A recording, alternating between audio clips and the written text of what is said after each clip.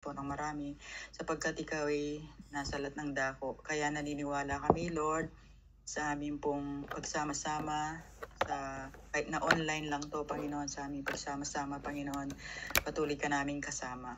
Samahan mo po ang bawat isa, Lord, turuan mo kami sa pamamagitan ng iyong salita, Lord, at sa pamamagitan din ng Banal na Espiritu na may sa katuparan po namin ang iyong ibig at nais, Lord, habang kami nabubuhay dito, Panginoon. Kaya pagpalain mo po, Lord, ang gawain ito sa iyo po namin ipinagkakatiwala.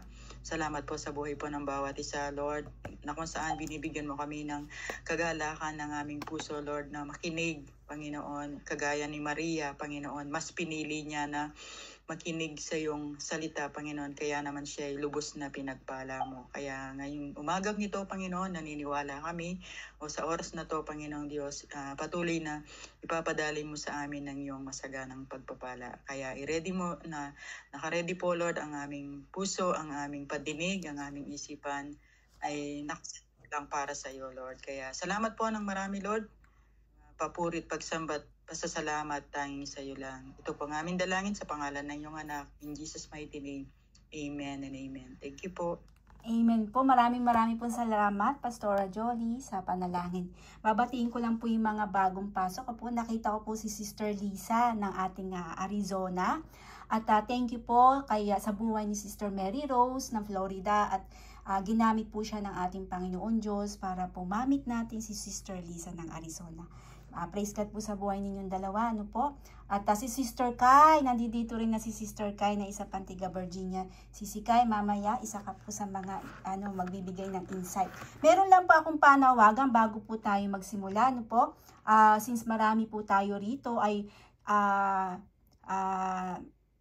napagdesisyonan po na kapag tayo po ay magbibigay ng insight ay 2 minutes to 3 minutes. Minimum, maximum na po yung 3 minutes. Ano po? Marami na po tayong may insight nun. Ano po? Depende na lamang po kapag testimony ang sinishare niyo, wala pong limitation ng oras. Ano po? And then bawat linggo po, iba't iba pong pangalan ng aking ang ating i-assign kung sino-sino po yung magbibigay ng insight and reflection mula po sa topic. And then kung sino po yung may karagdagan, open din po. Ano po? So, para po very organized at may disiplina ang ating gawain. Ano po? Mahalaga din po kasi yun. Ano po? So, 2 to 3 minutes po, ano po, sa insights and reflection. Maraming salamat po. And let's all welcome Sister Rachel.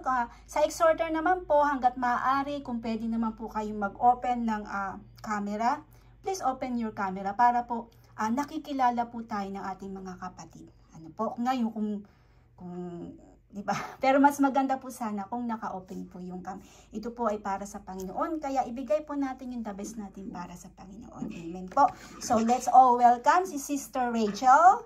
Hello, Sister Rachel. Go ahead po. Ay, hello po. Okay po? Narinig niyo po? Okay lang po ba mag-share ng screen? Yung verse lang naman. Sure. Okay lang po ba? Sure, Sisi. Of course. Go ahead. I'll try. Nakikita niyo po yung screen ko ba? Nakikita po ba yung screen ko? Yes, Sisi. Okay. So, yan. Ayan, so, hello po sa inyong lahat. Hello po sa taga dito and then sa Pinas po. Magandang umaga po sa Pinas. Magandang hapon po dito. Ayan, so bago po tayo mag-start, ako po pala si Sister Rachel. So yun, nandito po ako kasalukuyan sa Maryland. Ayan, so bago po ako mag-start, mag-pray lang po ako saglit. Let's pray po. Father God, thank you again for this opportunity. I thank you, Lord God, for this platform na pinagkaloob niyo po sa amin. Lord God, I praise you for this time. I pray, Lord God, na may you fill us with your Holy Spirit. Lord God, override my preparation. Lord God, help me to deliver the message that you want me to say. Lord God, may you guard my heart as well, Panginoon. And I pray, Lord God, that may you open our hearts, Lord God, na i-accept po yung message niyo po sa amin, Panginoon, and i-apply po, Panginoon, sa pang-araw-araw po naming gawain. Salamat po, Lord God. May you be glorified, Lord God, in this study, in this discussion. Thank you, Lord God, for everything. We praise you and we love you. In Jesus' name, amen. Okay, so ito po yung share. Lahat po ba tayo dito? Lahat po ba dito may asawa or wife?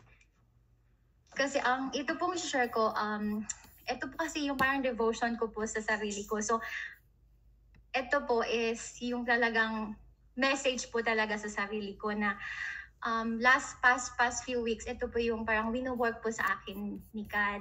So, nung tinanong ko si Sis Mary kung ano yung next na topic natin after Women of the Bible, sabi niya, any devotion or any passage or verse na nag-speak sa'yo. So, I was praying nung nakita ko na yung schedule. I was praying kung ano yung i-share ko. But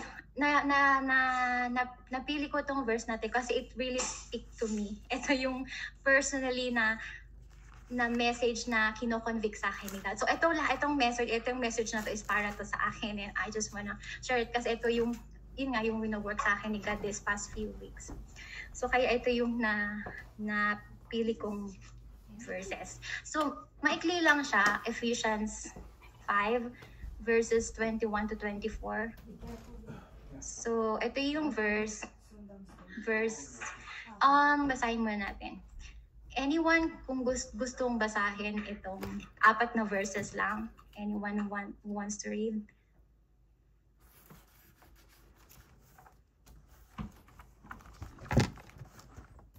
English po ba o Tagalog? Kahit English na lang po. Or pwede po Tagalog. Tagalog. Birthday boy. Birthday girl, Chang. Tagalog daw Sa po. MBB po Tagalog. to. Okay po. Sa MBB, ganito po ang kanyang sinasabi sa Efeso chapter 5, verse 21 hanggang 24 po. Tagubilin sa mag-asawa. Yan po, tagubilin sa mag-asawa. Tente po. Pasakop kayo sa isa't isa bilang tanda ng inyong paggalang kay Kristo. Mga babae, pasakop kayo sa sarili ninyong asawa tulad ng pagpapasakop ninyo sa Panginoon. 23, sapagkat ang lalaki ang ulo ng kanyang asawa tulad ni Kristo, na siyang ulo ng iglesia, na kanyang katawan at siya ang tagapagligtas nito. 24, kung paanong nasasakop ni Kristo ang iglesia, gayon din naman ang mga babae ay dapat pasakop ng lubusan sa kanilang sariling asawa. Ayun po, mga kapatid. Tagalog. Ayan, thank you po sa pagbabasa. Ayan, so ito po ay galing nga po sa letter of Ephesians. So bago po tayo since short lang tong message, konting intro lang po. So alamin lang natin, introduction, short lang po about ma-view natin kung itong passage na to. So ano ba tong Ephesians? Ephesians, ito po ay letter. What do you mean? Ito po ay letter. It was written by Apostle Paul po ito. And sinulat po niya ito sa mga mananampalataya o believers sa Ephesus. So yun po yung intro nito. Ano yung purpose niya? So actually itong letter na to, 6 verses lang siya. So hinati niya. So verse 1 and verses chapter 1, this is not verse. Ito, chapter 1 to 3 po, yun si Paul tinakal niya about yung identity ng isang mananampalataya in Christ. So more on theological po yung pagkakasabi niya. And then sa chapter 3 to 6 po, ito naman po ang sinulod niya kinakal niya about practicality. Nagfo-focus siya sa ano ba yung behavior ng isang mananampalataya or isang Kristiyano. So ano yung purpose ng letter ni Paul? Bakit niya sinulat yung mga believers, Ephesus? One is of course to encourage. So, di ba yung sa chapter 1, pakita natin yung kung paano niya grinit sila. Meron talaga siyang love sa kanyang sa mga believers, Ephesus. And so sinulat niya tong letter na to encourage yung mga manampalataya, at the same time to admonish them. Ibig sabihin to correct them, as a gently correct them. At sinulat din ito ni Paul to remind yung mga mananampalataya, yung mga believers ng Ephesus, at the same time to warn them and to remind them nung immeasurable yung mga blessings na tinanggap nila kay Kristo at kung paano maging thankful. And dito sa verses specifically on how to walk. Kung talagang yung identity mo ba bilang isang Kristiyano, nakikita ba yun sa pagiging practical sa buhay, actual na buhay mo? To live in a manner worthy of them. So, yung behavior mo ba is talagang nare-represent mo si Kristo bilang siya yung Ama, bilang siya yung Savior. So yun yung kabuuan nung or yung purpose kung bakit sinulat ni Paul itong letter na to. Yeah. Pero magfo-focus lang tayo dito sa chapter 5 verses 21 to 24. So, this past few weeks kasi parang personally nagiging disrespect na yung salita ko towards my husband. And I'm not proud about it. So parang God really rebuked me din kasi bakit sa ibang tao you're being gracious, you talk, parang nakokontrol mo yung tongue mo. But sa husband mo parang hindi mo nakokontrol, hindi ka nagiging gracious, hindi ako nagiging gracious, parang binibitawan ko lang yung masakit na salita, and that is disrespecting the Lord. So kaya ito yung ini-struggle ko this past week na it should not be like that. Hindi ko dapat hindi ko dapat hayaan na ganun. Kasi parang usually I deserve this, that is parang kasi yung excuse ko, I deserve it, that is my right. Pero hindi I have to go deep. I have to go back to the Bible. Ano ba yung sinasabi ni God about my role as a wife? Kung talagang Kristiyano, kung talagang ako anak ni God, I have to deeply dive myself into the scripture. Ano yung sinasabi niya? Kasi sometimes ang excuse ko, I was carried away by emotions, or kaya minsan dahil sa social media we are carried away sa standard. Minsan nakikita natin yung iba, bakit ganun yung respeto, bakit ganun yung husband nila, yung husband ng husband niya dapat ganun din yung asawa ko, which is minsan parang yung worldly standard nagiging standard na natin. So I have to go back and refresh yung sarili ko. Kasi parang ayoko, kasi 5 years na kami nung asawa ko. So parang ayoko yung ganun na magiging, usually di ba kapag super magdagtatagal, madami dito sila, Pastor Jolie, matagal na sila mag-asawa. So I'm sure madami siyang may share about yung relationship nila as husband and wife. Pero na-realize ko 5 years, kasi nung 1 to 2 years namin, it was really good. But then nung 4 years na kami, parang nakita ko na sometimes nagiging super familiar na kayo sa isa't isa, na sometimes you are disrespecting each other, which is hindi dapat. So I realized na hindi dapat namin hayaan na maging ganon. Kasi I noticed yung iba parang okay na lang yung magsigawan sila, o kaya i-disrespect nila isa't isa kahit harapan ng ibang friends, ganyan. O kaya parang kahit minsan sa group of friends, minsan dina-down na nila yung asawa nila, o kaya nagjo-joke pa sila, hindi nga alam maglaba, hindi nga alam magganito, which is disrespecting yung husband. And hindi dapat ganun as our identities in Christ, as bilang anak ni God, bilang we claim to be a followers. We should not be like the world. So I have to really go into this. So that's why ito. Anyway, so yun nga. So sa verse 21, sabi ito, submit to one another out of reverence for Christ. So hindi lang ito about about pagiging pagsasubmit sa husband. Sinabi din naman dito ni Paul na bilang isang Kristiyano, we have to submit one another. It's like being humble in humility. Na hindi tayo above, hindi tayo superior into another. Lahat tayo ay pantay-pantay. So kung tayo ay tunay na Kristiyano, we should always put ourselves last, consider other better than yourself. Ganun dapat, katulad ni Jesus, di ba? He served. Na dapat siya yung pagsilbihan, but he served nung andito siya sa lupa, andito sa mundo. So as a Christian, ganun din dapat yung image natin. Kasi di ba image bearer tayo ni God, ni Jesus. So, as a Christian, we have to submit one another out of reverence for Christ. Bakit tayo magsasubmit? Magsasubmit tayo because of our respect and honor to our God. If we claim Jesus, na siya yung God natin, na siya yung Savior natin, na siya yung Master natin, then we have to obey kung ano yung pinapagawa niya sa atin. And it should be joyfully. Ayun. And then, sa verse 22, nag-focus si Paul sa wife. Sabi niya, wife, submit yourself to your own husband as you do to the Lord. So, ang tanong ko, bakit, bakit? Ang tanong ko, ano yung submit? Ano ba yung submission? Pwede ba akong magtanong? Si Sis Mary, pwede bang malaman? Ano sa'yo yung submission? Okay lang. Hello po. Para biglaan na.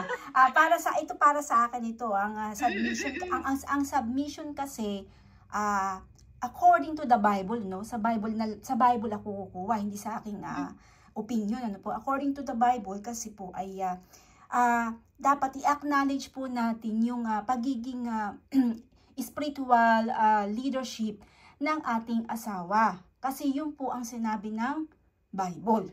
So, i-acknowledge natin po siya. Yun po yung submission. Kung papaano natin nire-respeto ang ating Panginoong Hesukristo, kailangan makitaan din tayo ng pagpapasakop at respeto sa ating mga asawa.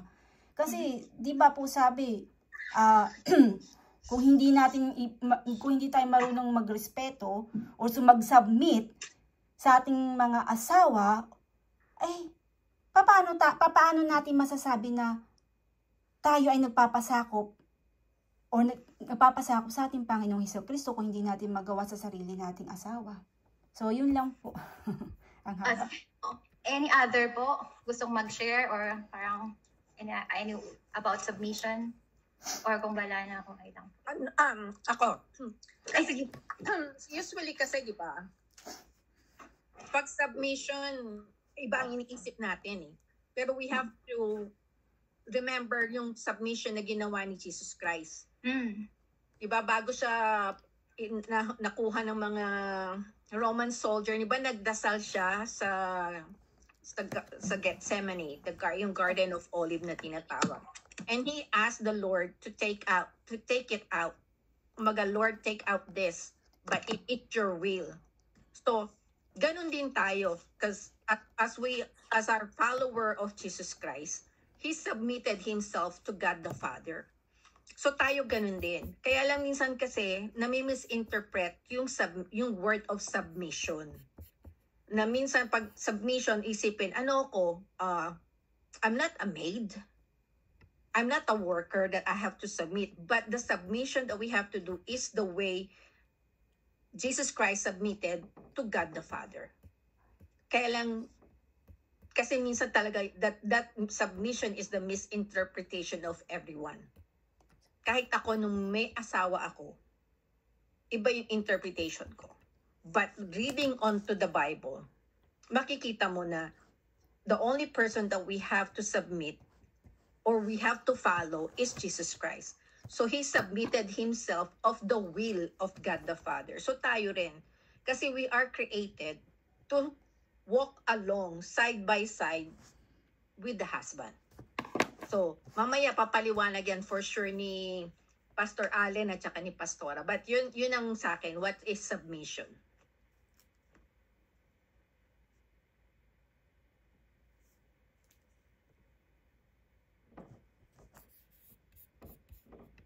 Si Rachel, nakamute ka. Yeah, nakamute ka.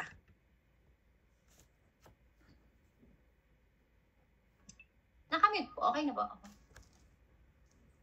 Ay, wait lang. Okay na po ba?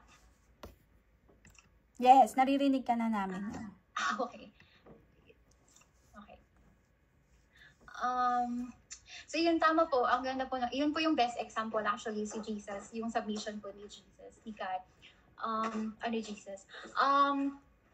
So yun po, yung submission po, pagpapasakop, sa Tagalog, pagpapasakop, it is like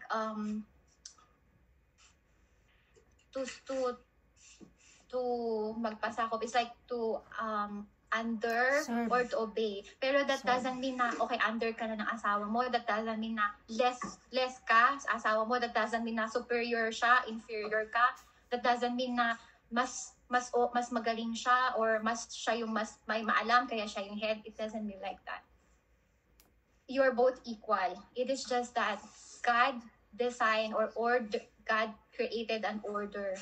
God designed it that the husband should be the head, and that God ordered that the wife submit yourself to your own husband, and wag natin kakalimutan ito, as you do to the Lord.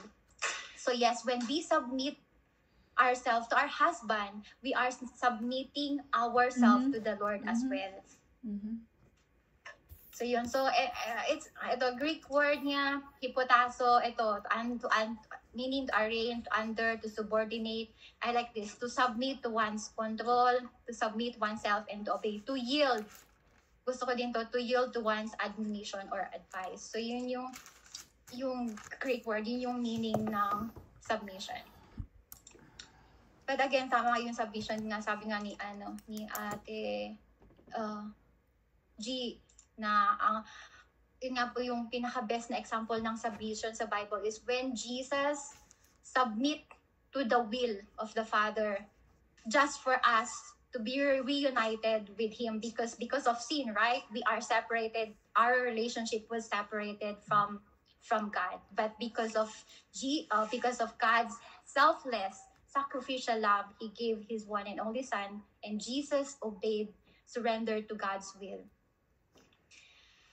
Okay, let's proceed po sa verse 22. Ngayon ang question, bakit kailangan nating mag-submit sa husband natin? Why we need to submit? So sabi sa verse 23, sabi niya, for the husband is the head of the wife, as Christ is the head of the church, His body, of which He is the Savior. So, ang husband and wife, ito lang yung relationship na kinumpare or a reflection ng relationship ng Christ into the church. That's why for me, I think husband, wife, kapag ginagawa nila yung role nila on how God ordered it, then yung marriage nila, it can reflect yung relationship nung Christ and the church, and yung marriage nila, it can be a living picture of God's grace. So it is important then kasi kung yung marriage mo nagpapakita ng grace ni God because 'di ba yung church nag-reunite sila, si Christ nag-reunite sila in church because of God's love, God's sacrifice, God's unconditional and selfless love. Because of His blood, because of His suffering, we were reunited with God and we become as one. Ganon din yung husband and wife. So kung tayo, husband and wife, gagawin natin kung anong pinapagawa sa atin ni God because of our reverence to God, then it is a reflection of God's grace and yung gospel. So, si Ate Gina, in-emphasize niya yung gospel, last topic natin. This is a practical application. Kasi sometimes ako mismo din usually, parang nagtatanong, paano ako magsaserve sa church? Ano yung ministry ko? Sa Philippines, dati may mga ministry ako. Nagtuturo ako sa kids ministry, o kaya sa praise worship, ganyan-ganyan. Nung pumunta kami dito sa US, palipat-lipat kasi kami. So, hindi kami makapag-commit into like one church. Though, sa last church, nag-volunteer ako sa kids ministry. Sometimes we are looking for ano ba yung ministry ko, ano yung kaya ko, ano ba yung gagawin ko sa church, ganyan. But we have to remember, our first ministry is our family as well. And since wala pa akong anak, yung ministry ko is a husband, kung paano ko ba igagawin yung pinapagawa sa akin ni God sa pakikitungo ko sa aking asawa. And then if you, katulad nun, kapag kayong dalawa ay nag-o-obey, ginagawa nyo, then napapahayag nyo din yung gospel, napapahayag nyo din yung napapahayag nyo din yung grace ni God sa pamamagitan ng inyong relationship sa ibang tao. Katulad din yung sabi din, yung naging, anyway, yun. So yun yung parang it's a practical din na mapapakita natin yung good news through our obedience, through our marriage. As ito sabi nga dito, as Christ is the head of the church, His body of which He is the Savior. So we have to assess ourselves. We have to reflect. Kasi minsan, we are doing a lot of stuff. We have Bible study here, we have like this. But how is your relationship with your husband? Pagkadating mo, galit ka na bigla sa asawa mo, sinigawan mo na, o kaya nagkapagbitaw ka na ng masasamang salita. Or sa anak mo naman, paano mo i-handle yung mga anak mo.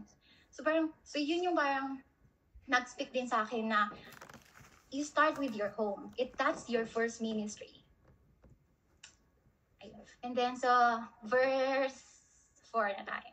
Kapag meron pa kayong gustong i-adagdag, you can freely, okay lang po. Or correct or something, ganyan, pwede pa magsalita. Mabilis lang din po. And then sa verse 24, verse 24, now as the church submit to Christ, so also wives should submit to their husband in everything. Tayo po yung church. Yung saint, tayo din po yun. Now, sabi niya dito, kung paano nagpapasakop ang iglesia kay Kristo, dapat din magpasakop ang mga babae sa asawa nila sa lahat ng bagay. Tingnan niyo po to, sa lahat ng bagay. But yan, sa lahat ng bagay. Katulad ng sabi ni Ate Jean, lalo dito sa US, ang daming question about submission ng mga wife na hindi parang lagi silang against. Because yung privilege nila, yung rights nila, lagi nilang claim. Kaya minsan ang hirap i-discuss ito sa kanila kasi they're against it. Yung sabi nga ni Ate Gina, parang hindi naman ako maid, hindi naman ako servant, ganyan yung mga nila. And paano naman yung voice ko, paano naman yung rights ko, ganyan yung mga sinasabi nila. But look at this. Church, submit to Christ. So kung ikaw ay totoong na kay Kristo at yung identity mo kay Kristo, I mean, kung alam mo yung identity mo kay Kristo, then you have to really do this. Kasi sinabi, it's very clear here. Actually, kahit hindi ako mag-explain, this is parang self-explanatory to. Na, totoo na yung Bible can express his yung word niya. Kasi sinasabi niya dito, as church submit to Christ, so also wife should submit to their husband in everything. Ayan. Ayan lang po yung topic ko, but then we have this, so ito lang po yung parang summarize lang po, and then I have one point lang po yung akin. So, what is submission? Again, submission is to obey, to under one's control, magpasakop, and what is our basis of our submission? Ang basis po ng submission natin ay hindi bahid, magsasubmit ako kasi deserve niya. Nope. Magsasubmit tayo sa asawa natin dahil kay Kristo, dahil sa paggalang natin, dahil sa highly respect natin kay God, dahil gusto nating honor si God, dahil gusto nating mag-submit kay God. At bilang isang Kristiyano, we have to submit kasi yun yung pinapagawa sa atin ni God. Kasi kung hindi tayo magsasubmit, kasi yun yung kinait na order ni God, dinesign niya ngayon. Ngayon kung hindi tayo magsasubmit, your chaos. Family is chaos. Example sa Bible na hindi nag-submit yung wife tapos naging chaos, si Sarah. Nung siya yung nag-lead, nung sinabi niya, okay, mahanin man na lang si Hagar. Anong nangyari? It was chaotic. Dumating si Ishmael, nagkaroon ng drama, pinalayas and everything. It was chaotic. Kapag hindi natin pina-follow yung order, yung God's design, yung order na binigay yan ni God, yung order to be peaceful, to be smooth. But because of our disobedience, nagiging chaotic. Na ibes na smooth yung relationship nyo, okay kayo mag-asawa, okay yung marriage nyo, okay kayo mag-asawa, hindi nyo na-display yung gospel because of your disobedience. So, ang basis ng submission natin is because of our reverence of God, because of our submission to the Lord. How to practically apply to submit to our husband. So, ito yung iwanan kong tanong, or you can answer it if you want, but if not, it's fine. You can share any insight that you have in mind. Point ko is ito. Ayan, I think I already mentioned this one. Okay, marriage is either display or distort the glory of God. Husband and wife relationship should reflect your relationship in Christ the church. I think I already mentioned that one. Also, one thing that I learned from this one, submission is a heart problem. It's not just physical things. It's about our heart. So we have to really check our heart. Kasi bakit ka nagsasubmit just ba physically? It's also problem sometimes ng heart natin kasi yung heart natin is punong-puno ng emotions or something. Thank you. Emotions, or assess natin yung heart natin, may bitterness ba yan, may anger ba yan, may hatred ba dyan. That's why we can't do kung ano yung pinapagawa sa atin ni God, or we can't respect yung asawa natin. Ayan. Question. Parang ganito. Paano kung what if yung asawa ko hindi believer ba? Magsasubmit ba ako sa kanya? So yun, sagutin nyo na lang. Yun yung pwede yung sagutin. Pero I just wanna leave this verse. Sabi dito sa 1 Peter chapter 3 verses 1-3. Ang ganda din ng verse na to. Kayong mga babae, magpasakop kayo sa asawa ninyo, upang kung ang asawa ninyo'y hindi pa naniniwala sa salita ng Diyos, maaring madala nyo sila sa Panginoon sa pamamagitan ng mabuti ninyong pag-uugali kahit na hindi kayo magsalita. Sapagkat nakikita nilang may takot kayo sa Diyos at malinis na pamumuhay ninyo. Ayan, so yun lang sis, yun lang po mga kapatid. Pasensya na po kayo kung magulo po ako. Amen. Thank you, Sister Rachel. Ang galing. Ayan. So, ito lang short ang sasabihin ko, and then ibibigay ko ang mic kay Sister Gina, no? So, malinaw naman lahat na submission na po ay it does not mean to becoming a doormat, no? Ibig sabihin, that's not mean to becoming a doormat. Ano po? Submission is a mutual commitment and cooperation, no? Katulad nga ni Jesus Christ talaga, na talagang hinugasan niya mga paan ng kanyang mga disipulo, no? He came here to serve, not to be served. And also, paano natin masasabi na mahal natin si Jesu Cristo kung hindi naman tayo nagpapasubmit sa ating mga asawa? Paano tayo makakapag-submit sa ating Jesu Cristo kung mismo sa asawa natin ay ayaw natin magpasubmit? Diba? Hindi pwede yun. So, ayun lang po. And to God be all the glory. Salamat sa iyo, Sister Rachel. Ano po? And then, ibibigay ko na po ang mic kay Sister Gina. Go ahead po, Ate G. Siya na po ang host for. Yeah. Hello po. Balik sa akin. So, dito po talagang marami tayong matatakel. Lalo na yung mga magbibigay po ng mga insights nila. So, hindi na po ako magbibigay ng insight kasi nasabi ko na naman. Kasi ito talaga yung sa panahon natin ngayon, pag sinabi mong submission, broad na topic. So, unahin ko na lang po muna si Pastora. Pastora, insight po sa ating napag-aralan. Yes po. Una po sa lahat, saglit lang po. Welcome po natin, Sister Lucita, na-join ko po, Sister Lucita. Welcome po sa Dream Team Jesus. Salamat sa Panginoon na po. Tuning ang lahat kailangan nakasubmit talaga una kay Lord. And then, sa asawa natin. Ako rin po siguro, ma-share ko lang po sa inyo kung siyempre bilang pastora, before po ako nag-desisyon, una ko munang sinadmit ang sarili ko kay Lord at kung paano ako mag-decide na ayaw ko po na ako lang yung mag-desisyon. Pero salamat sa Panginoon. Ang Panginoon po ang kumilos sa mister ko. Kaya nung siya po mismong nag-decide na sabi niya, dapat mag-start na ng morning. doon sa Apalit. Sabihin mo na sa ating Ed Pastor. Nung sinabi na niya yon, ay sabi ko, Lord, ito na yung tugon mo. Kasi ayaw ko na pangunaan siya. Na po. Kaya, glory to God, ang Panginoon po ang kumilos sa mister ko nung nag-start po kami doon sa Apalit. Siyempre po, unlike si Pastor Allen, siya yung parang siya na po yung masusunod, no po. Pero ako, kailangan ko talagang magpasubmit sa mister ko. Pero salamat sa Panginoon, nung nagdesisyon po siya ng ganon, naging maayos naman po. Glory to God, sa 4 na taon naman namin sa ministry, hindi naman po kami nag-aaway. Lalo na kapag Sunday. Kasi kapag Sunday, dapat Sabado pa, piniprepare mo na yung sarili mo. No po, kahit na mayroon ng konting argument kuminsan, pero siyempre babae ka, kailangan mo pa rin na mag-submit, magpasakop, kahit na kuminsan kasalanan mo, kailangan mo pa rin magpakumbaba kasi ayaw mo na gagamitin ka ng Lord na kinabukasan, mayroon kayong misunderstanding. No po, kaya yon, sabi nga ng ibang mga pastor, awayin mo na ako ng Lunes hanggang Biyernes. Huwag mo lang akong awayin Sabado, Linggo. Kasi gagamitin ako ng Panginoon.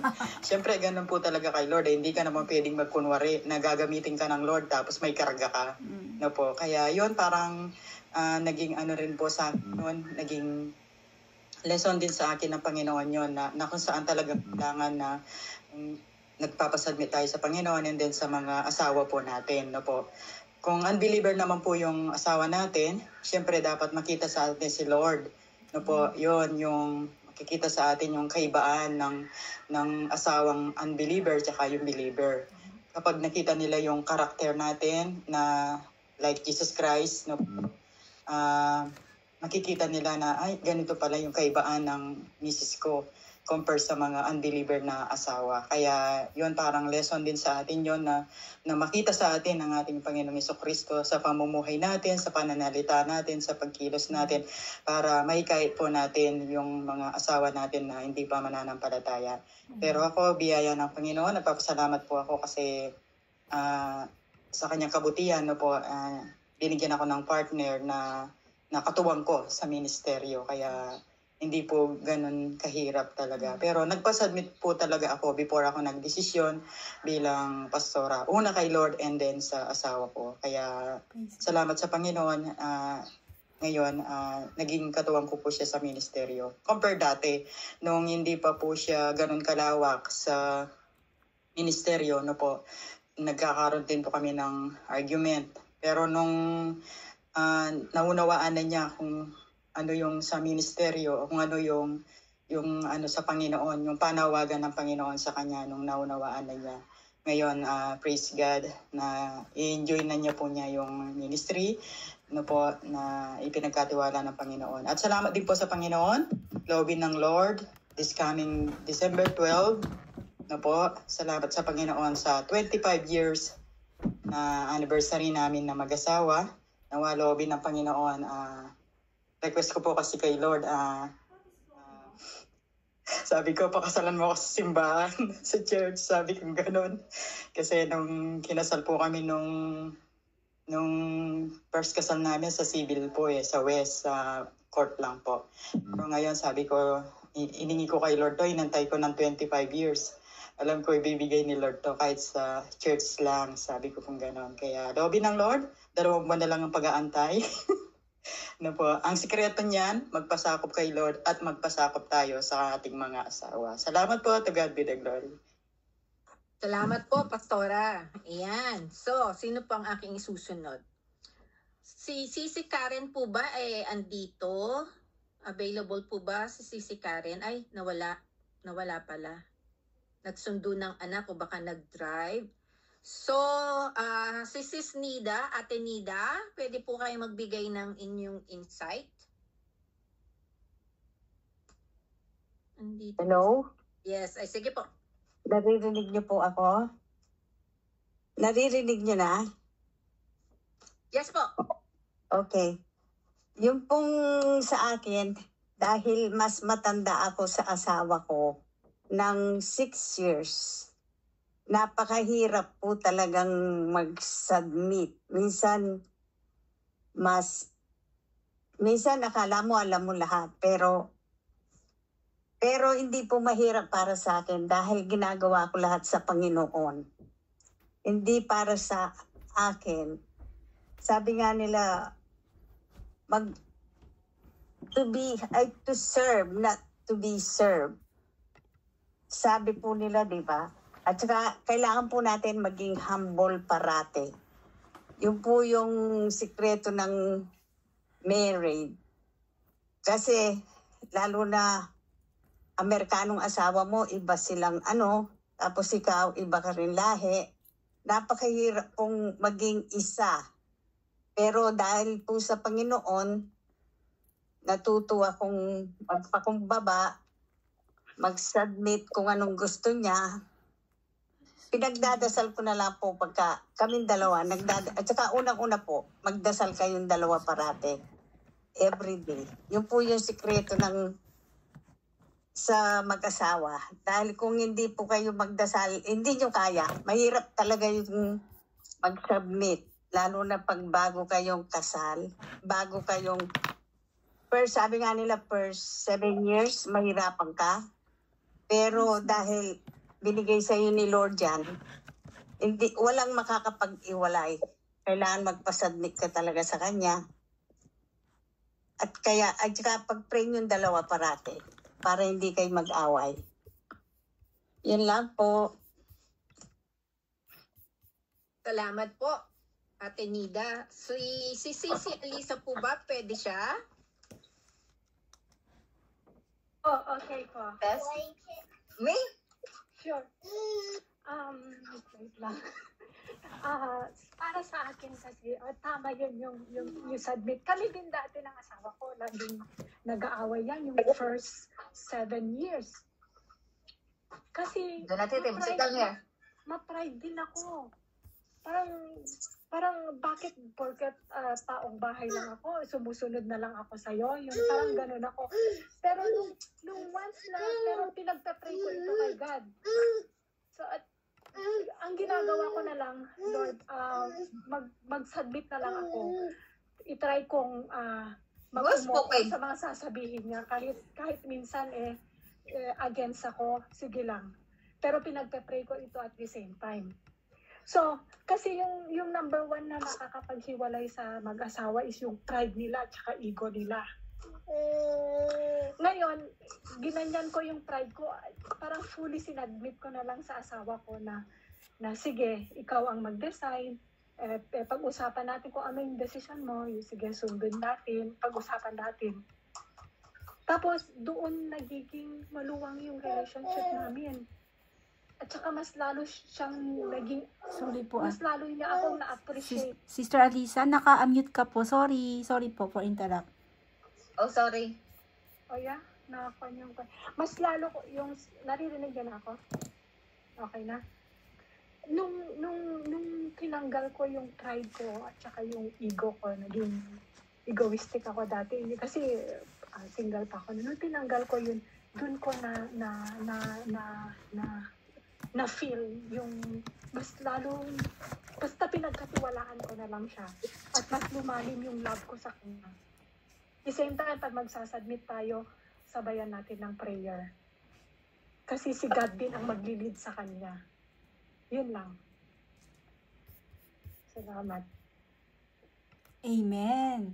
Amen. Thank you, Sister Lisa. Ate G. Thank you. Ganda ng sharings. Okay,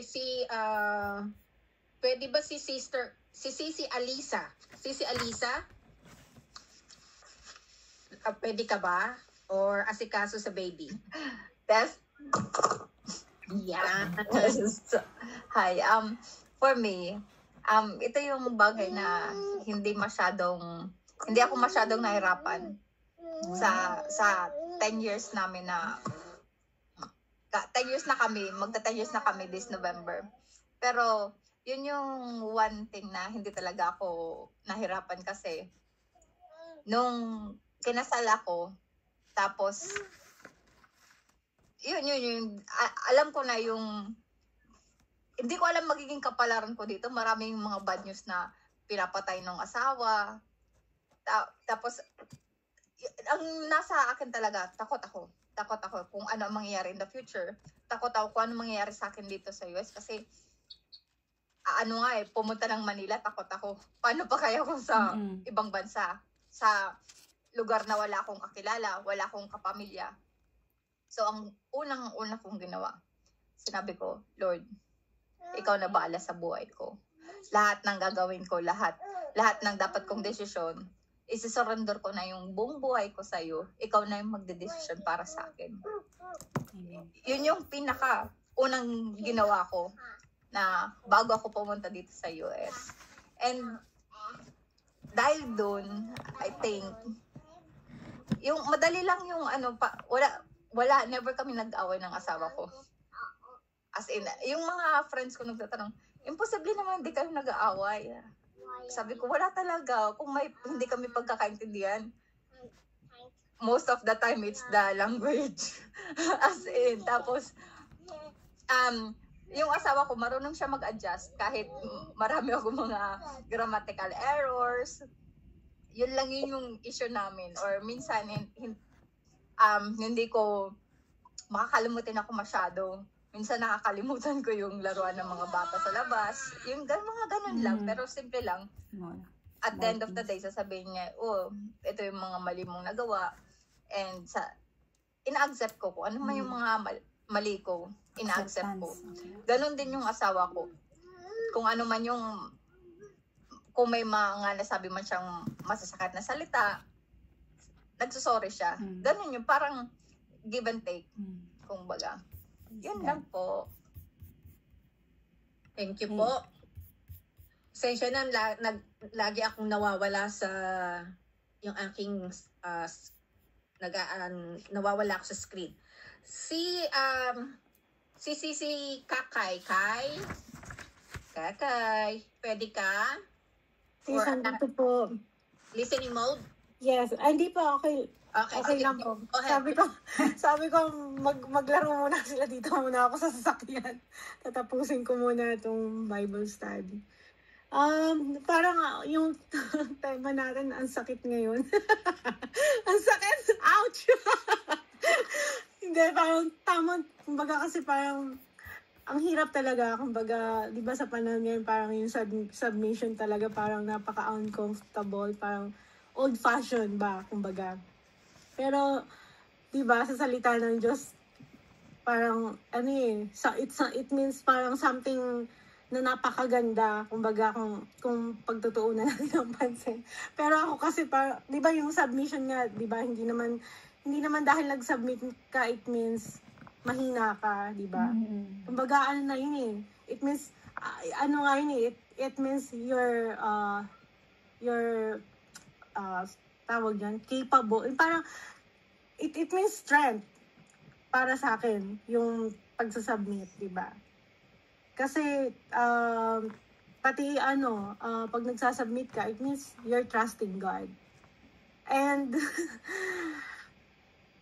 parang, sa akin kasi, parang, ang hirap, minsan talaga, kung hindi ka talaga puspos ng Panginoon, parang, ano ba to? Parang, ang hirap namang gawin. Ang hirap. Kailangan mo talagang mag-pray lagi para i-guide ka. Or, kung minsan, di ba, pag Kristiyano ka na or you're believer na, mako-convict ka after mong hindi ka mag-submit sa asawa mo. Kasi nga, you're full of, hindi ko lang alam kung pride niya ba talaga yon or minsan parang kasi nasasagasaan yung ego mo di ba? Parang parang ganito na lang ba? Parang ganito na lang, nasa na ba yung identity ko as a person? Parang nawala na nung simula nung nag-submit ka sa asawa mo, di ba? Parang you give everything, you surrender everything. So parang, pero parang yun nga, as a wife, parang as a wife, yung family mo kasi or yung spouse mo is your first ministry nga, 'di ba? Sabi nga yan ni Sister Rachel. Totoo naman 'yun, yung pamilya natin talaga yung ministry natin. Pero minsan talaga pag hindi ka napapaalalahanan ng banal na spirito. Alam mo yun? Minsan kasi, di ba sa dami ng mga ginagawa mo bilang asawa, bilang nanay, windang ka na eh. Parang, grabe naman. Parang ano ba? Parang ganito na lang palagi. Pero, at the end of the day, parang dun lagi akong kino-convict ng God na it's okay. It's normal.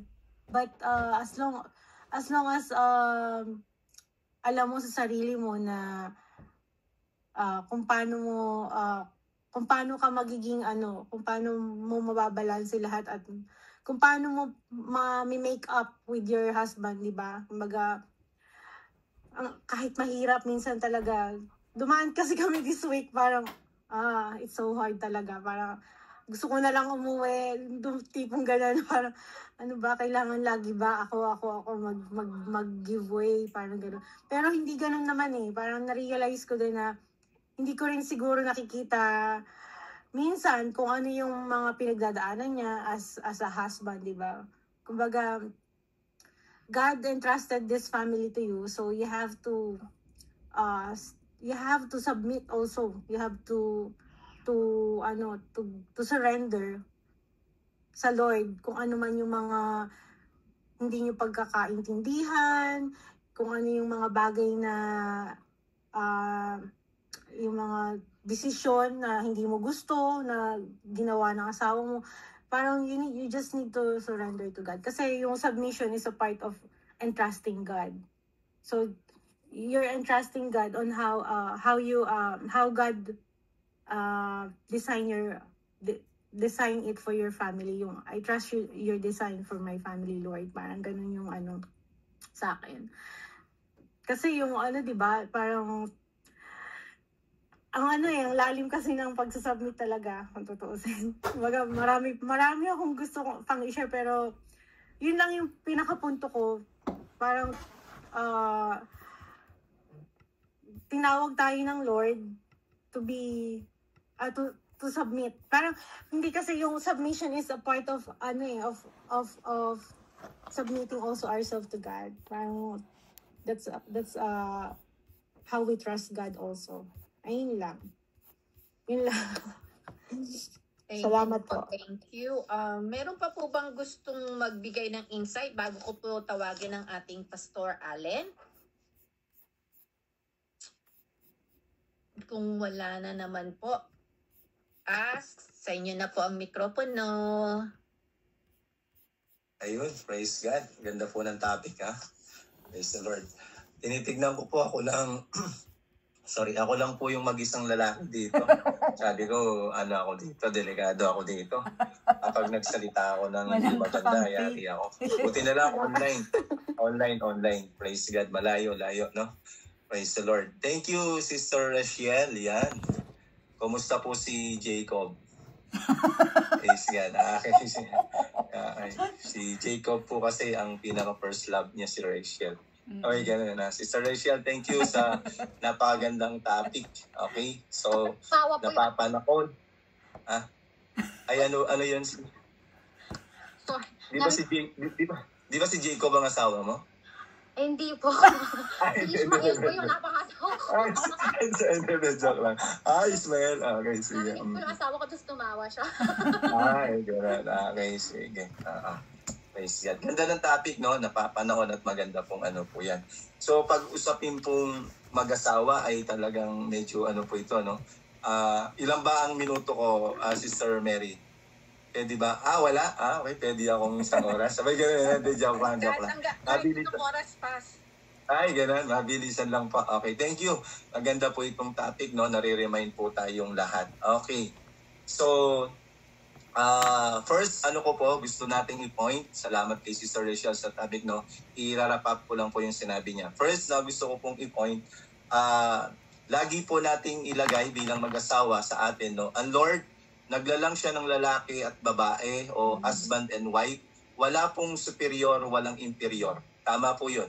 Pantay-pantay po tayo sa harapan ng Panginoon. Kaya lang ang pagkakaiba, it's our duty and responsibility. Okay?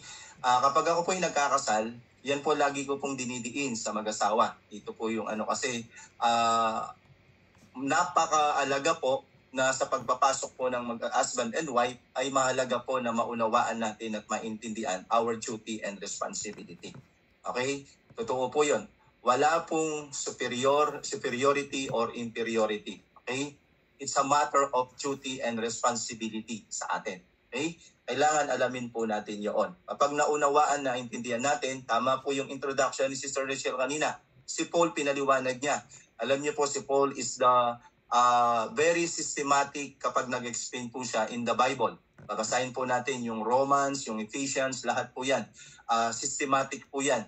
Bago po niya, mayroon siyang introduction, pagpapakilala, mayroon siyang body, mayroon siyang conclusion. Pansinin po natin kung paano po niya ginagawa yung kanyang presentation sa biblical passage or gospel. No po? Okay, tama po yun. In spiritual life, mayroon pong practical at mayroon pong theological or tinatawag na spiritual. No po? Maging po sa buhay po natin bilang isang mag-asawa. Kailangan po tignan po natin. No? And then gusto ko pong masilip po ninyo dito, bakit sinabi ng Panginoon sa babae na submit to your husband or pasakop kayo? Hindi sinabing love your husband. Hindi sinabi, di ba? Submit, hindi love, no? Ay, naku, hindi ko na pala pwedeng mahalin ng aking asawa. Okay? Kasi ganito po yon. Sa mga lalaki po kasi, lalaki ako, no? Okay, pakinggan nyo ako kasi lalaki. Sa mga lalaki po kasi, para sa amin pong husband, okay, ang language po sa amin ng love is respect and submission. Yan. Okay, kahit hindi nyo po kami sabihan ng I love you, okay, mahal kita honey, mahal kita asawa ko, pero kapag pinaparamdam nyo po yung submission ninyo at yung respect nyo sa amin, higit pa po yan sa sinabihan nyo po kami ng 1 million times in a day ng I love you. Okay? Ang mga babae, bakit sinabi ng Panginoon sa husband na love your wives? Kasi ang mga babae po, sabihan lang po sila ng I love you, kinikilig na sila. Okay? ay ganun sila. Okay? Yung halimbawa, may asawa ka na, tapos mayroong nakita na, ay, naku, ang ganda mo, parang ganun. O parang, ay, naku, kinikilig ka na. Feeling mo, ang haba ng hair mo. Ganun po. Ganun yung sangkap natin, kapatid. Kaya kailangan maunawaan at maintindihan natin. Yun po yung disenyo ng Panginoon sa atin. Okay? Bakit po si Eva ay nagkasala at natukso doon sa puno ng naabungan ng punong kahoy? Kasi po, kapatid, si Eva, ang kanya pong na-miss doon, hindi siya nagpasubmit kay Lord at hindi siya nagpasubmit sa kanyang asawa. Hindi niya tinanong ang kanyang asawa, pwede bang kainin ito? Okay? Kasi bakit po? Si God, sinabi niya po yung command na yon, wala pa si Eva. Si Adan pa lang po ang kausap niya noon. Kung titignan po ninyo yung pong Genesis, okay? Kaya po nung andun na si Eva, nung nagtukso, pumasok yung kasalanan, si Eva ang tinira po ni Satan. Okay? Kung si Eva po ay nagpasubmit lang sa Panginoon, okay? At nagtanong siya, nagpasubmit siya sa kanyang husband, hindi po sana pumasok ang kasalanan. Okay? Alam niyo po, kapatid, bakit po ang pinaka-root lahat, bakit mayroong pag-aaway or in the worst, paghihiwalay ng mag-asawa? Because mga minamahal ko, kapatid, yung submission and yung love. Kaya nga po, tama lang yung tinakil po ni Sister Rachel about sa mami, yung obligasyon ng babae sa asawa, yung submission. Pero kung tutuloy po natin yung obligasyon naman ng lalaki sa kanyang asawang babae. Okay? And then babalikan po natin, lahat ito inalintulad ng Panginoon na pagmamahal ni Jesus Christ sa church. Kasi ang pamilya po, ang Diyos po ang may author niyan, hindi po nung sino man, hindi ang institusyon, hindi ang gobyerno, hindi ang tao. Ang nag-institusyon po ng pamilya ay walang iba kundi ang ating Panginoong Jesus. Kaya kapag pinakialaman po ng tao kung paano ang pamamahala ng pamilya, magugulo po talaga yan. Kaya kung gusto po natin talagang tayo ay magkaroon ng isang matagumpay na pagsasama bilang mag-asawa, yung author ang ating pong sundin o kung sino yung may author nito, walang iba kundi ang ating pong Panginoong Jesucristo. Again, para po maging madali sa atin ang submission, no, sa ating pong husband, no po, ang submission, tama po, kanina nakita po natin, ang submission po, it is not a negative term. Sa mundo kasi negative term yan eh. Negative yun, dating sa atin. Kaya kung ang laman po natin, yung sinful nature natin, ang ating pong pakikinggan, negative ang submission. Bakit ako magpapasubmit? Mas mayaman ako sa kanya. Bakit ako magpapasubmit? Mas magaling ako sa kanya. Bakit ako magpapasubmit? Mas mabait ako sa kanya. Bakit ako magpapasubmit? Mas pagod ako sa kanya. Hindi niya ba alam? So, tama po yun. Ang submission ang kalaban pride. Ang submission ang kalaban self-centered. Ang submission ang kalaban po ay yung rights natin. Ito yung karapatan ko. Dapat ito, hindi po, no?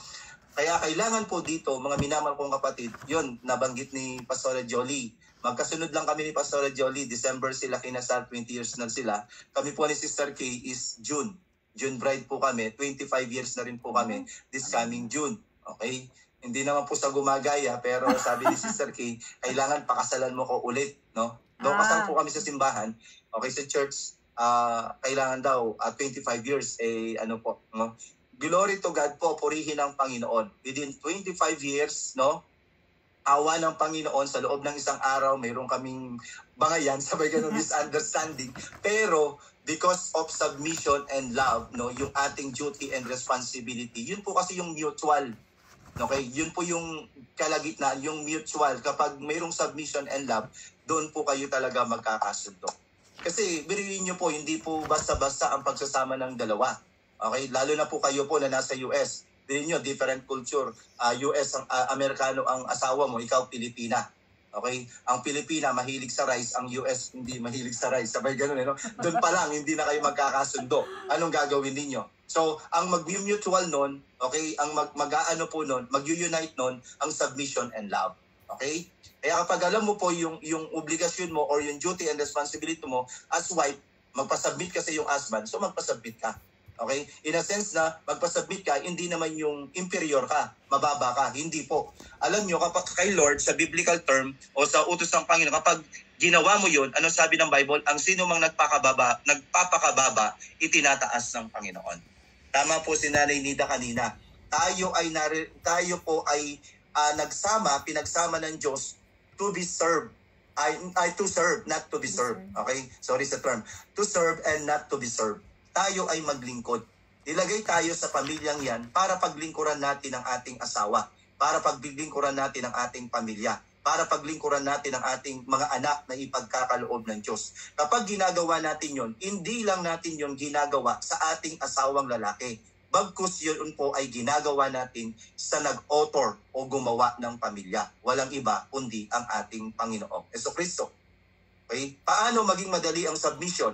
Magiging madali ang submission sa atin kapag iniisip po natin bilang isang Kristiyano, lalo na mananampalataya ka na ng Panginoon, bilang isang Kristiyano, ginagawa mo yung utos ng Panginoon, no? Una, nirerespeto mo at nagpapasubmit ka sa Diyos. Okay? Bago sa iyong asawa. Every time na ginagawa mo yan, Lord, kaya ako po ginagawa yung magpasubmit ko sa aking asawa kasi sinusunod ko po yung nais mo. At ito po yung sinasabi nyo bilang kayo po ang author ng pamilya. It is a reverence to the Lord. A pagrespeto at paggalang sa ating pong Panginoon. Vice versa, kapag hindi tayo nagpasubmit sa ating asawa, no matter what, kung sino man po yun, non-believers, unbelievers, or believers or unbelievers, ang sabi ng Bible, kailangan tayo magpasubmit. Even sa ating authority, kahit po yan believers or unbelievers, basta yan ang authority sa atin, magpasubmit po tayo. Our duty and responsibility is to submit. Magpasubmit po tayo. Bakit natin ginagawa yan? Because of the Lord, sa Panginoon. Dahil tayo'y mga anak ng Panginoon. Maliban na lang po, in a case na saan tayo hindi magpapasubmit. Kapag yun nga po, yung pinapagawa sa atin, illegal na. O siyempre, hindi na natin gagawin yun. Mayroon naman po tinatawag na common sense or logic na dapat po natin gamitin. Pero kapag hindi naman po illegal at ito po ay talagang duty and responsibility mo, so you should obey. Okay? You should obey. Ganun po. Para po, iyan po kasi yung pinaka magpapatatag sa pagsasama ng mag-asawa. Okay? Para aabot tayo ng tinatawag na till death do us part. Okay? Hanggang sa dulo po. Submission. Mayroon na po akong ilang bagay na gusto pong iwan. Mabilisan lang po about submission. Okay? Para makumpleto po ang ating pong pinag-aralan. Okay? So, nabanggit na rin po dito. Ito po yung key aspect of biblical submission. Ito yung biblical submission. Okay? At meaning na rin po ng submission. Number 1, voluntary and respectful. Voluntary and respectful. Ito ay talagang voluntary at pagbibigay po ng respect. Okay? Kaya inutos ng Panginoon sa babae, submit to your husband. Kasi yun po ang love language po ng husband. Ang respect at submission. Okay? And then pangalawa, humility and trust. Pagpapakumbaba at pagtitiwala. Okay? Kapag tayo nagpasubmit, yan po ay hindi po inferior na gawa or negative na pagkilos. Ito ay pagpapakumbaba at pagtitiwala. Kanino? Una, pagpapakumbaba kay Lord at pagtitiwala sa Kanya. Okay? At pagsunod sa Kanya pong dakilang kalooban. And then pangatlo, alignment with God's order. Alignment with God's order. Ibig sabihin, kapag ito ay ikaw ay nagpapasubmit sa iyong husband, ikaw ay naka-align sa nais at kalooban ng ating pong Panginoon, which is God is the author of marriage. Okay? And then number 4, mutual submission. Yan, ang sinasabi ko po sa inyo kanina. Yan ang inyong mutual submission.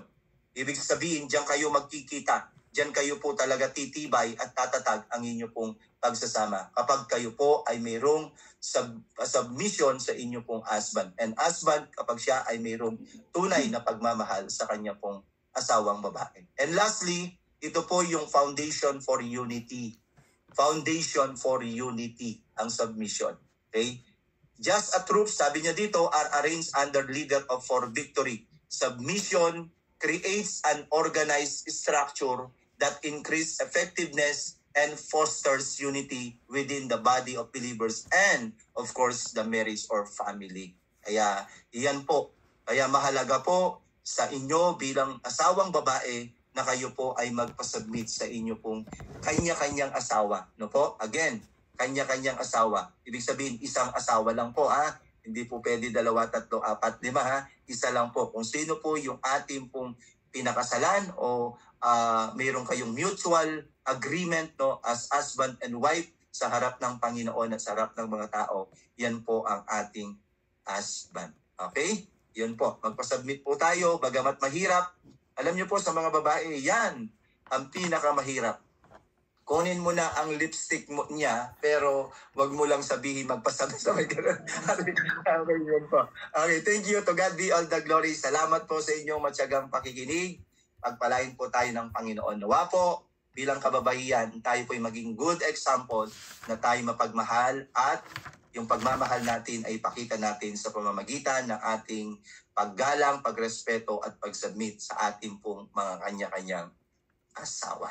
Okay, bilang testimony, last na lang po ito. Alam niyo po, kaya po ako nagtagal sa ministry, kaya po ako, kumbaga, talagang ginagamit ng Panginoon because of my wife din po. Binigay sa akin ng Panginoon, suportahan ako, respect ako,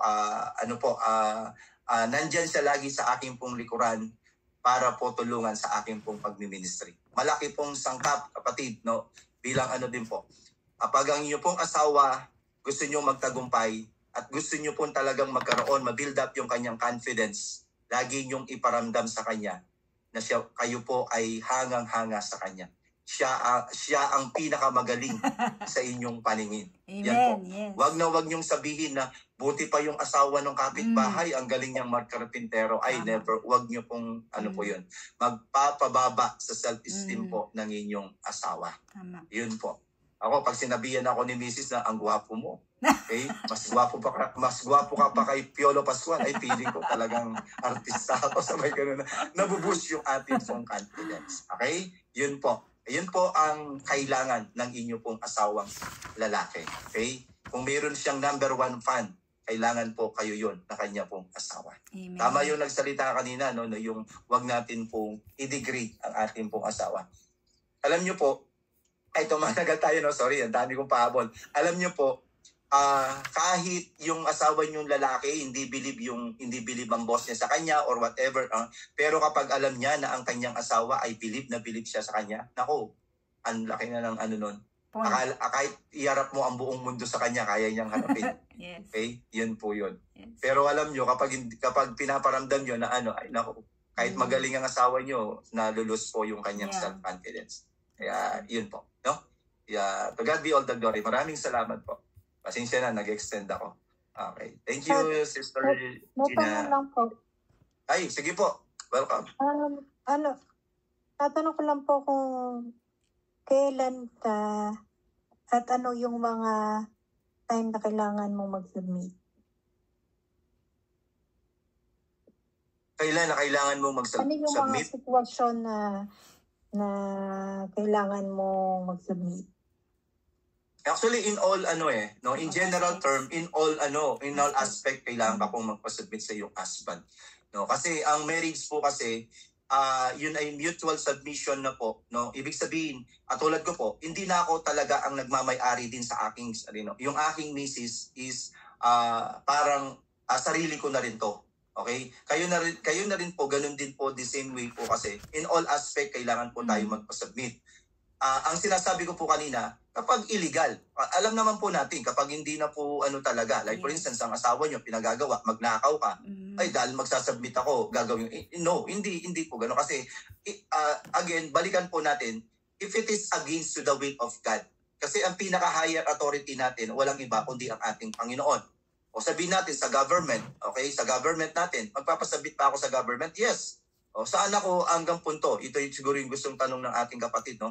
Saan ako hanggang punto magpapasabit sa aking government? In all aspect din po. Maliban lang doon, alimbawa, sa pananampalataya, sasabihin ng gobyerno, o kapag naniwala ka kay Kristo, huwag ka nang maniwala kay Kristo, huwag ka nang sasamba sa Kanya. O doon, possible, no? Doon po yung pwede natin hindi na tayo magpasabit. Kasi yan po ay against na to the will of God.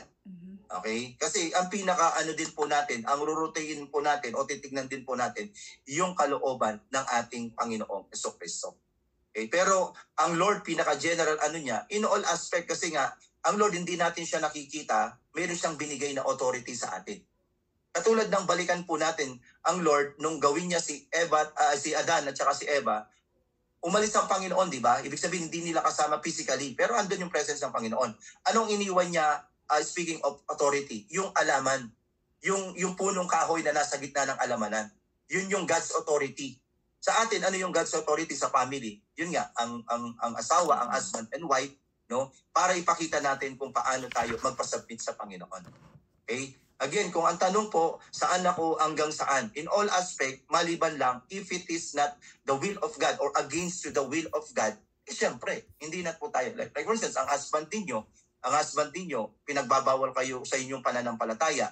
Okay? Hindi naman in a sense na awayin mo siya o iwalayan mo siya. Kundi, hanggat maaari, ipaliwanag mo sa kanya o ipakita mo sa kanya na mayroong Diyos.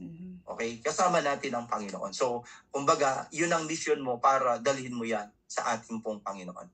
If it is illegal o sabihin natin hindi against the will of God, pwede naman po tayo hindi magpasubmit. No? Kaya lang, tignan din po natin kasi baka gumagawa lang tayo ng dahilan para mayroon tayong sa husband natin, no? Hindi po ganoon. Kasi alam naman ng Panginoon ang nilalaman ng ating pong puso at yung ating talagang nais na gawin para po sa Kanya. Yun po. If it is illegal and against the will of God, yun po yun. Siguro to the extent na pero in general term, in all aspect, kailangan tayong magpasubmit sa ating pong husband. Yun po. Salamat po. Opo. Sister Susan, thank you po. God bless. Salamat po, Pastor pa. Pero bago po ang lahat, Happy Pastor Month po, Pastor Allen at kay Pastor. Ay, thank you. Salamat. Thank you po.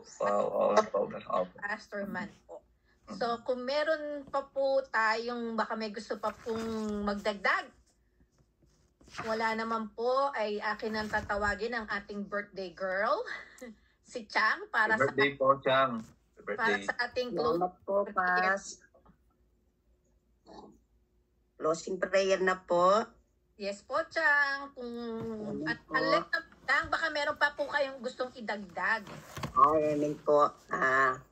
Totoo po yun dahil kami po ay 34 years na rin po kami ni Chong. Salamat po sa biyaya po ni Lord dahil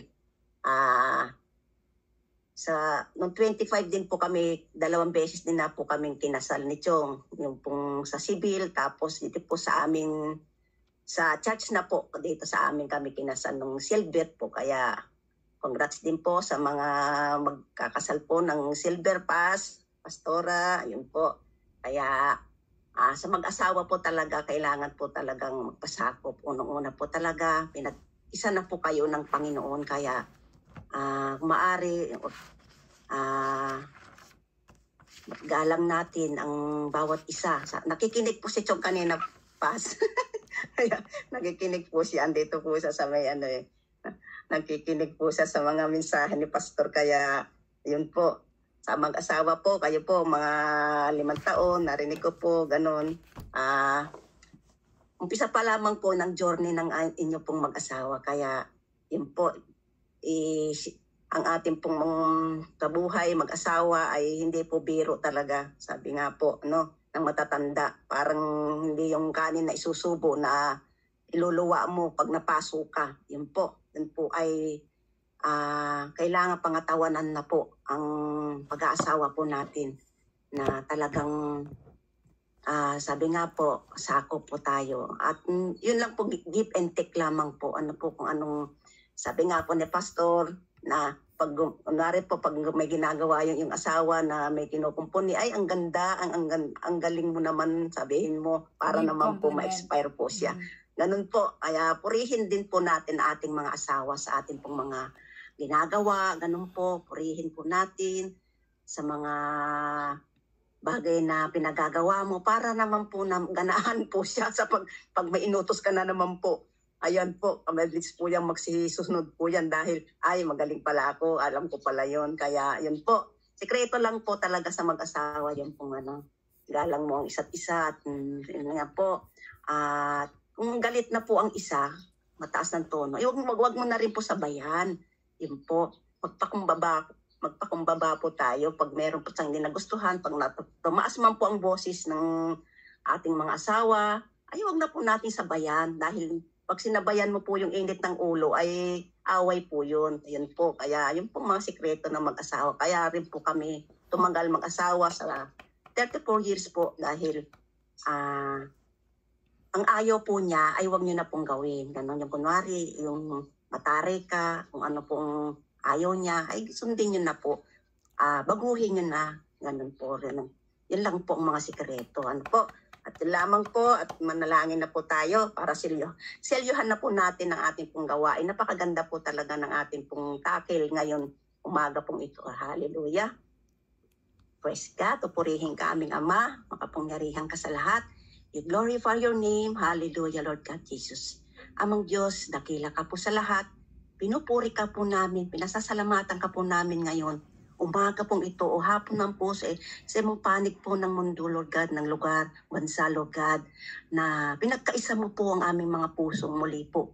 Napakalaking pribilehiyo po, Lord, ng aming pong ginagawa sa tuwing araw po dito ng Biyernes, sa kanila po ay Huwebes. Pero Lord, ayan po at andun po sila nakikibahagi po sa mga gawain po. Kahit may mga anak po sila, busy po sila sa mga pag-aalaga po sa kanilang mga baby. Pero andun po ang kanilang init o kagagaran upang makibahagi at mag-aral po ng iyong mga salita, Lord.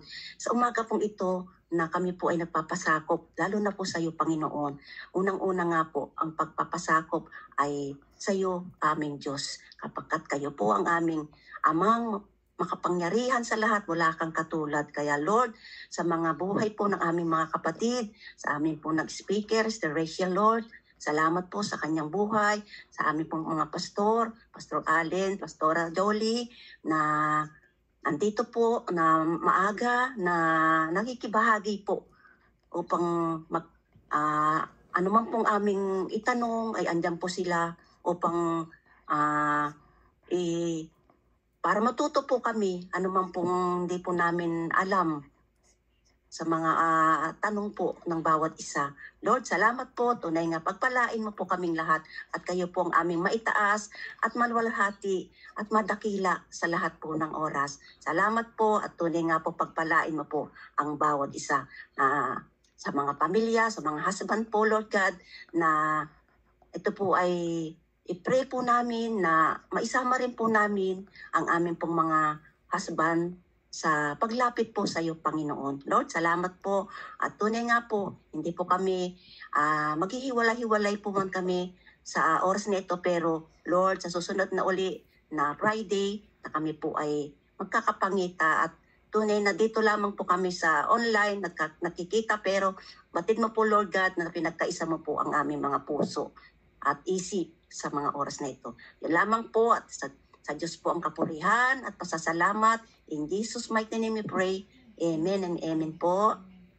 Amen and amen. Sa ating pong pagpapatuloy sa panalangin, dakila namin Diyos, marami pong salamat ngayong pong umagang ito at hapon sa US. Salamat po, Lord, sa iyong mga salita. Salamat, Lord, sa inyo pong mga anak, mga kababahihan, Panginoon, na patuloy, Lord, hinahanap ang inyo pong dakilang kalooban at iyong mga salita, O Lord.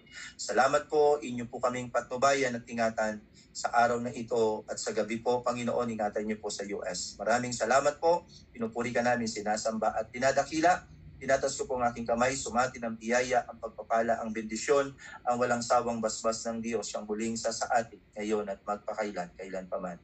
In Jesus' name, ang lahat po'y pwedeng magsabi na Amen and Amen.